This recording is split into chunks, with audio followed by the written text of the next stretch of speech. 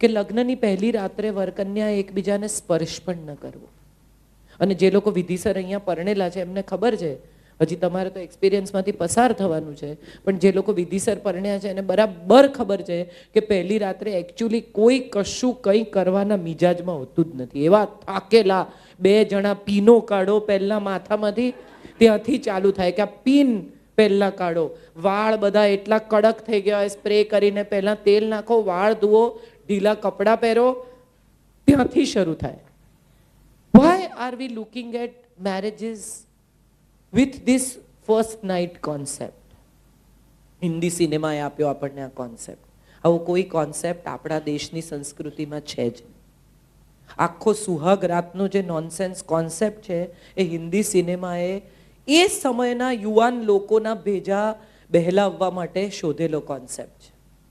હવેના છોકરાઓ સાથે સેક્સ એટલું બધું ભયાનક પરિસ્થિતિમાં છે જ નહીં. ત્યારે તો એવું હતું કે આઈ લવ યુ કે એનો અર્થ જ એમ કે વિલ યુ મેરી મી. એમાં પછી વચ્ચે કંઈ તમારી જેમ બ્રેકઅપ નામનો શબ્દ અમે શોધ્યો જ નહોતો. આ તો હમણાં છેલ્લા 20 વર્ષથી શોધાયો છે કે એક એવું પણ ઓપ્શન અવેલેબલ છે. અમારી પાસે તો હતું જ નહીં. અમે તો ઘરે છોકરો મળવા લઈ જઈએ એટલે મા બાપ કન્ફર્મ કરે ને પછી તો અમારે છૂટા પડવું હોય તોય ના પડે. મા બાપ કહે કે અમે તો બધા સમાજમાં કહી દીધું છે એટલે હવે પરણી જાઓ, હવે કંઈ નહીં.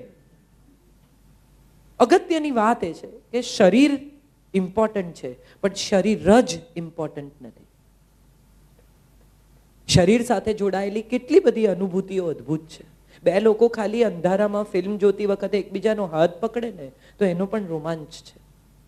આપણે બધાએ એને એટલું સસ્તું કરી નાખ્યું છે, એટલું બધું. અને ખાસ કરીને Indian television, Indian hoardings, Indian advertisements, Indian films have made it so cheap. Otherwise, if you think about it, it is such a wonderful feeling that two people get together and start a family. એક આખો પરિવાર નવો રચાય અને એની સુંદરતા, એની beauty, એના emotions વિશે આપણે કશું જાણતા નથી અથવા સમજવા માંગતા નથી. હું તો બહુ જ પક્ષમાં છું લગ્નના, અને હું એવું બહુ દ્રઢપણે માનું છું કે લગ્ન કરો તો જ સમજાય કે આ કેટલી સુંદર રિલેશનશિપ છે. કોઈ તમારી સાથે રાત દિવસ રહે, કોઈ તમારી કાળજી કરે. તમે વિચાર કરો કે તમે પથારીમાં સૂતા હો, રાત્રે તાવ ચડે તો તમારી બાજુમાં સૂતેલા માણસને ખબર પડે કે તમે બીમાર છો. તમે સાવ એકલા રહેતા હો 5 BHK માં, તમારું સર્વન્ટ ક્વાર્ટરમાં 12 માણસ સૂતો હોય રૂમની, તો તમારે ફોન કરીને બોલાવવો પડે. હમણાં જ મારો એક ભત્રીજો એકલો રહે છે, પરણ્યો નથી, અને પોતે જાતે વાસણ ઘસતો હતો ને ચસક આવીને એનો ફોન ડાઇનિંગ ટેબલ હતો તો ક્રાઉલિંગ કરીને ગયો ડાઇનિંગ ટેબલ સુધી. અને અમે બધા એને સમજાવતા હતા કે પરણી જાય. એવું નથી કે કોઈ એક વ્યક્તિ તમારી કાળજી કરે એટલું જ પૂરતું છે. તમને પણ કોઈની કાળજી કરવાની મજા આવે. આપણે બધા કેરિંગ લોકો છીએ. પ્લાન્ટ્સને પાણી છાંટીએ, પેટને વાલ કરીએ. We are all emotional people. We are not the kind of people who will not feel anything for anybody. પડોશીને ત્યાં કોઈ વૃદ્ધ અંકલ હોય તો તમે બધા જતા આવતા, કેમ છો અંકલ, કેમ પૂછે છે લોકો. આ કેરિંગ કરવાની તમારી ઇનર વિશ છે, વોન્ટ છે, ડિઝાયર છે કે કોઈકની કાળજી લેવી પણ આપણને ગમે છે અને કોઈ આપણી કાળજી કરે એ પણ આપણને ગમે છે. આ બહુ બ્યુટિફુલ ફિલિંગ છે. કોઈને સમર્પિત થવું, કોઈને શું ભાવશે. તમે બધા તમારા પેરેન્ટ્સને જોયા હશે અને અમારા પણ લગ્નો જે આજથી 25-30 વર્ષ પહેલાના લોકોના લગ્નો છે એમાં તમે સમજી શક્યા હશો. તારા પપ્પા ફલાણું નહીં ખાય, આવું મમ્મી એકદમ દ્રઢતાથી કહી દે. કેવી રીતે ખબર પડી? પપ્પા ઘરમાં આવે ને ચપ્પલ કાઢે ને મમ્મી એમ કે આજે રહેવા દેજો, નથી ઠેકાણું. કોઈ કંઈ બોલ્યું નથી અને છતાં એને કેવી રીતે ખબર પડી કે કંઈક તો છે, આજે બગડ્યું છે. અને પપ્પા ઘરમાં દાખલ થઈને તરત પૂછે કેમ તાય માનું મોઢું ચડેલું છે. કેવી રીતે ખબર પડી? આ બે જણા વચ્ચેનો મૌન સંવાદ છે જે ક્રિએટ કરવાનો છે. લગ્ન એ માત્ર પરિવાર, બેંક બેલેન્સ, એજ્યુકેશન, MBBSના લગ્ન MBBS જોડે. મને તો ઘણીવાર કંકોત્રીમાં ડિગ્રી જોઉં ને ત્યારે મને એમ થાય કે આ શેને માટે લખી છે એણે. MBAના લગ્ન BTech જોડે. BTech નહીં હોય તો પણ એ કેટલો સરસ માણસ છે, ઇમ્પોર્ટન્ટ છે. ધીરુભાઈ BTech નહોતા, એણે રિલાયન્સ ઊભું કર્યું. એનામાં કેટલી મહેનત કરવાની તાકાત છે એ ઇમ્પોર્ટન્ટ છે. કેટલો પ્રામાણિક છે એ ઇમ્પોર્ટન્ટ છે. એ કેટલા સપના જોઈ શકે છે એ ઇમ્પોર્ટન્ટ છે.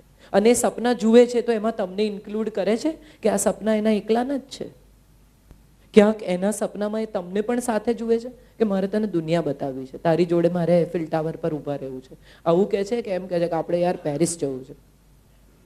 This is very important. આ ઝીણી ઝીણી વસ્તુઓ નોટિસ કરવાની છે. જ્યારે તમે કોઈની સાથે વાત કરો, જ્યારે તમે કોઈની સાથે ચર્ચા કરો, તમે હવે મળશો બધા એકબીજાને, ત્યારે એને તમે પૂછો કે તારું સપનું શું છે, અને જો એ સપનામાં એમ કે મારે દુનિયા જોવી છે, તો એનો અર્થ એમ છે કે એના સપનામાં ક્યાંય તમે નથી. અને એમ કે મારે મારી પત્ની સાથે દુનિયા જોવી છે, તો એના સપનામાં ક્યાંક તમે છો.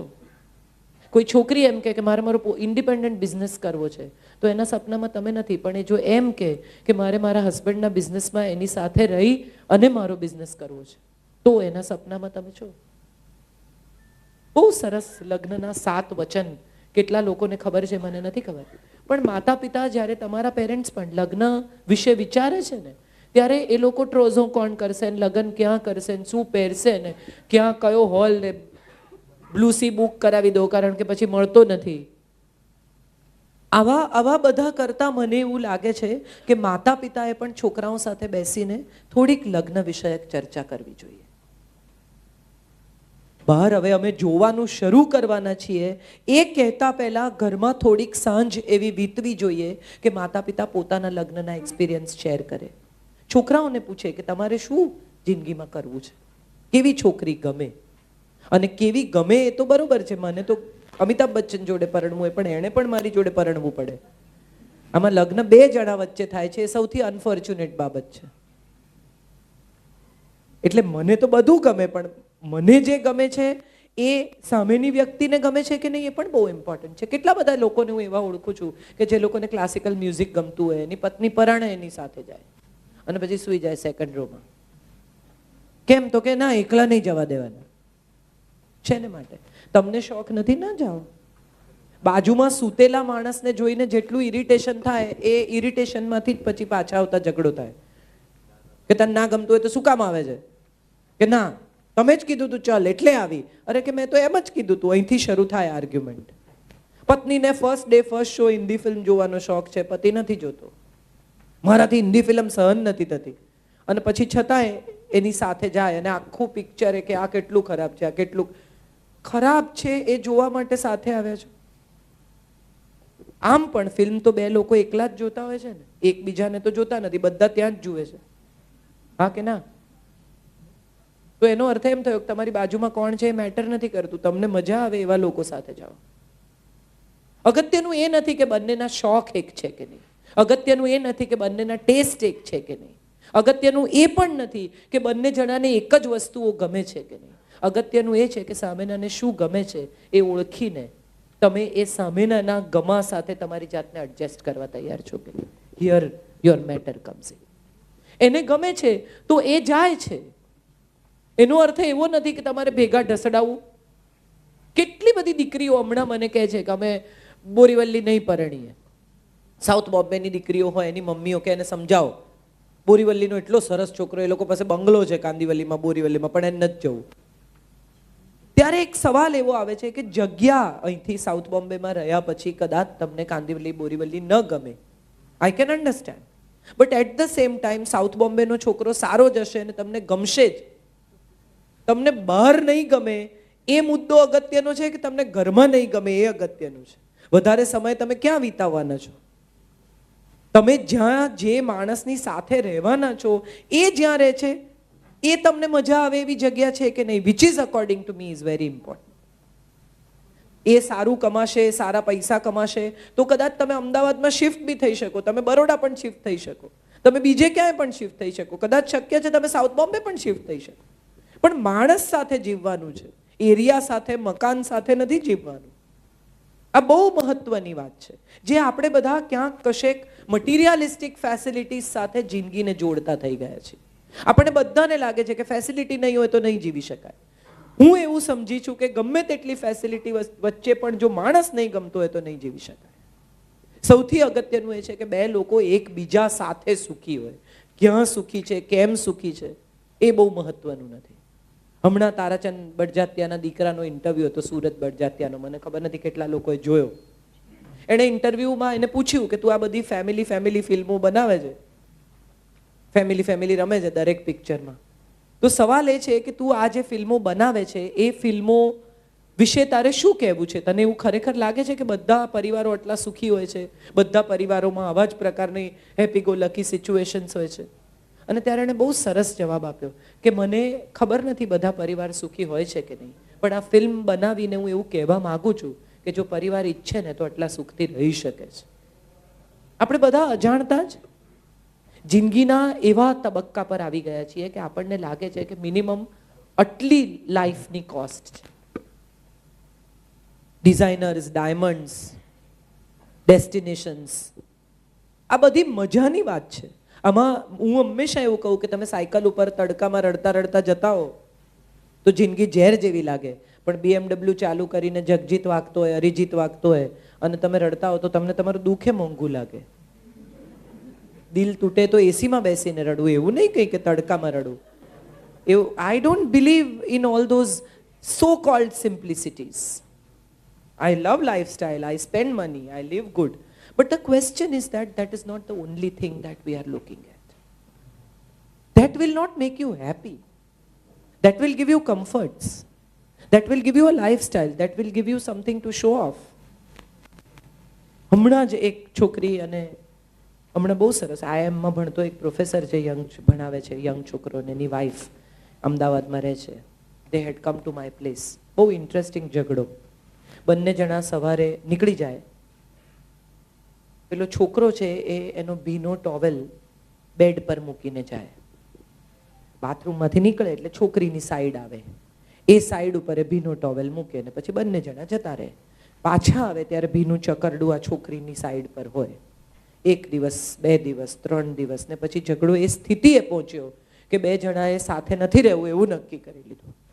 આ વાત અહીંથી શરૂ થયેલી, કારણ કે અમે ધીમે ધીમે નીચે ઉતર્યા ત્યારે ખબર પડી કે મુદ્દો આ હતો. એટલે મેં એને પૂછ્યું, મેં કીધું ઝઘડો કેટલા દિવસ ચાલે? એવું કંઈ નહીં, 2 દિવસ, 12 દિવસ અમે ના બોલીએ એકબીજા સાથે. અને મેં કીધું ટુવાલ સુકવતા કેટલી મિનિટ થાય? તો કે 2 મિનિટ. તો મેં કીધું આપણે સૂકવી દેવાનું. કેમ એનો ટુવાલે ના સૂકવે? મેં કીધું કારણ કે તારી સાઈડ બાથરૂમની પહેલા આવે છે, તારી બાજુ ભીનું ચકરડું પડે છે, જઈને સૂકવી દે. તું 3 દિવસ સૂકવીશ તો એ 4થે દિવસે જાતે સૂકવી દેશે. એકચ્યુઅલી એણે 3 દિવસ બોલ્યા વગર કે 4 દિવસ જે બી અઠવાડિયું સૂકવ્યો હશે, પછી એનો ફોન આવ્યો કે કાજલ આંટી એકચ્યુઅલી હવે જાતે સૂકવે છે. બહુ સાદા ઉપાયો હોય છે જિંદગી જીવવાના. મને એવું સમજાય છે કે આપણે છે ને આ બધા જે ગેજેટની જનરેશન આવી ને, એ ગેજેટની જનરેશને સિમ્પ્લિસિટી ખોઈ દીધી. છરીથી શાક કાપી શકાય અને એમાં 5 જ મિનિટ લાગે કોબી સમારતા, પણ હવે એક પેલું મશીન આવ્યું છે આમ ખેંચીને સમારવાનું. હવે એને માટે તમે ટુકડા કરો, પછી તમે એમાં નાખો, પછી તમે ખેંચો, પછી તમે મશીન ધુઓ. એમાં જેટલી મહેનત પડે એના કરતાં કોબી 5 મિનિટમાં હાથે જાતે છરીથી બધું સારી રીતે સુધારી શકાય. ગેજેટ્સે આપણી જિંદગીને કોમ્પ્લિકેટેડ કરી નાખી, અને ગેજેટ્સને કારણે આપણા મગજ પણ કોમ્પ્લિકેટેડ થયા. હવે બધું ગૂગલ પર છે, હવે બધું ફેસબુક પર છે.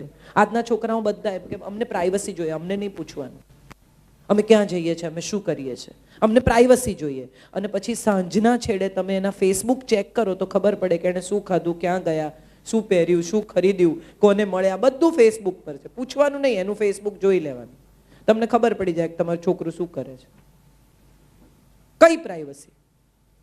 If you are uploading everything that you are doing, eating, meeting, traveling, whatever, then what privacy are we talking about? We have opened our lives to all and everyone. Instead, તમારા parents તમને એક સવાલ પૂછે તો ગુસ્સો આવી જાય. પુત્ર વધુ ઘરમાં આવી હોય અને એને મમ્મી પૂછે, સાસુ, કે બેટા કેટલા વાગે આવીશ, એટલે તરત ગુસ્સો આવી જાય. શાને માટે? ઘરમાં રહેતી એક વ્યક્તિ તમારી પ્રતીક્ષા કરે છે, એને તમે કેટલા વાગે આવશો એ તમારી ક્વેરી નથી, એ તમારી ઇન્ક્વાયરી નથી, એ તમારી કાળજી છે. દરેક વસ્તુને 2 રીતે જોઈ શકાય છે. કોઈ તમારી ચિંતા કરે છે, ફિલિંગ જ કેટલી અદ્ભુત છે. અને આપણે બધા અજાણતા જ અત્યારે જે સ્થિતિમાં છીએ ને, યુવાન છીએ, સુંદર છીએ, બધાને ખબર છે કે આ થઈ જશે, બધું આપણે કરી લઈશું. એ બધાને 10 વર્ષ પછી એવું સમજાય કે અરે યાર, આ મમ્મી કેટલું ધ્યાન રાખતા હતા. મને આજે સમજાય છે કે હું આ રખડ્યા કરું છું, મને ખબર છે કે મારા ઘરમાં મમ્મી છે, mummy is taking care of everything. I just call and tell કે ગ્રોસરી ડિલિવર થશે, પણ એના પેકેટ કાપીને બરણીમાં ભરવાનું કામ કોઈ કરે છે. એ મારે જવું કરવું પડશે જ્યારે નહીં હોય ત્યારે. 10 દિવસે હું ઘેર પહોંચીશ ને તો એ પેકેટ એમના એમ પડ્યા હશે. એ જે કરી રહ્યા છે, જે તમારી કાળજી કરી રહ્યા છે, જે તમારી ચિંતા કરી રહ્યા છે, સવાલ પૂછે છે, જે જવાબદારી લે છે, અધિકાર ભોગવે છે. આપણે બધાએ આ બહુ મહત્વની વાત હું માનું છું શીખવાની છે. અને છેલ્લી એક સરસ વાત કહી દઉં, પછી આપણે ક્વેશ્ચન આન્સર કરીએ. I don't want to go on, let's have conversation. મારા એક અંકલ છે, એમને ઓસીડી છે, ચોખ્ખાઈ એ એમનો રોગ છે. ફ્રીજ માટે પીળું પોતું, ગેસ માટે લીલું પોતું, ટેબલ માટે લાલ પોતું, આવું બધું જુદું જુદું, કશું અડવાનું નહીં, કશું કરવાનું નહીં. મારા આંટી છે, એ ચાંદલા ઉખાડે અને ક્યાંક ફ્રીજ પર ચોંટાડે ને ક્યાંક અરીસા પર ચોંટાડે, જ્યાં નજર દેખાય ત્યાં એને ચોંટાડી દીધો હોય. આ પેલું ભીનું કપડું લઈને આમ કરીને ગુંદર કાઢે ને કલાકો એમાં વેડફે ને 2 જણાને પુષ્કળ ઝઘડા થાય ને એટલું બધું કચકચ થાય કે ઘરમાં 2 જણા જમે નહીં, ચાંદલા ક્યાંક ચોંટાડ્યા હોય તો. Can you believe this? Okay, then we lost aunty. હમણાં 3 મહિના પહેલા હું એમને મળવા ગયેલી અને મેં એમને પૂછ્યું, મેં કીધું કેવું બધું, are you settled without her? He cried and he told me કે કાજલ, હું બધે ચાંદલા ચોંટાડી રાખું છું to feel that she is around. મારે આટલું જ કહેવું છે. માણસ હોય ને તારે એનું મૂલ્ય કરી લેવું. એના ગયા પછી તમને સમજાય કે આ બહુ ઇમ્પોર્ટન્ટ હતા, આ મને બહુ ગમતા હતા, આ મારી બહુ કાળજી કરતા હતા, આ મને બહુ પ્રેમ કરતા હતા. તો ક્યાંક તમે એક બસ મિસ કરી છે અને બસ તમને ફરી નહીં મળે. કારણ કે જિંદગીમાં છે ને સૌથી ખરાબ વાત એ છે કે જિંદગીની ગાડીને બ્રેક નથી અને રિવર્સ ગિયર નથી. સમય પાછો નથી આવતો, બધું જ પાછું આવે છે. પતિ પત્ની સાથે રહેતા હોય, પિક્ચરની ટિકિટ આવી હોય અને પેલો મોડો આવે તો ગુસ્સો કરીને ફાડી નાખે ને રાડારાડ થાય ને ઝઘડી થાય ને 3 કલાક ઝઘડવાને બદલે 2.5 કલાક અધૂરું પિક્ચર જોઈ આવો, એ બેટર આઈડિયા નથી? આ સિમ્પલ સોલ્યુશન્સ છે. અડધું પિક્ચર છે, કઈ વાંધો નહીં, મોડા પહોંચ્યા, પોપકોર્ન ખાજો. પણ આપણે શું કરીએ છીએ કે એ 1/2 કલાક મોડું થયું એ બાબતે બાકીના 3 કલાક વેડફવા તૈયાર થઈ જઈએ છીએ. અને આ બધાનો પ્રોબ્લેમ છે, કોઈ એક જણનો નથી. એ કેમ ન કરે, એ કેમ ન સમજે, એ કેમ ન આમ કરે. કેટલી બધી પત્નીઓને મેં એવું કહેતી સાંભળી છે કે હું તો બધું સમજુ છું. તો ફાઇન, તમે ઇન્ટેલિજન્ટ છો, એ નથી. સાદી વાત છે. હું કેવું તરત એને માટે કરું છું? હા, તો તમે કરો છો તો આનંદથી કરો ને. તમે કરો છો માટે બીજાએ કરવું, તમે એડજસ્ટ કરો છો માટે બીજાએ કરવું. હું કેટલી બધી એવી સ્ત્રીઓને ઓળખું છું કે જેવું કે મેં તો મારા બધા ફ્રેન્ડ્સ એને માટે છોડી દીધા. પછી સ્ટેપ 2 ઇઝ એ પણ એના ફ્રેન્ડ્સ મારા માટે છોડે.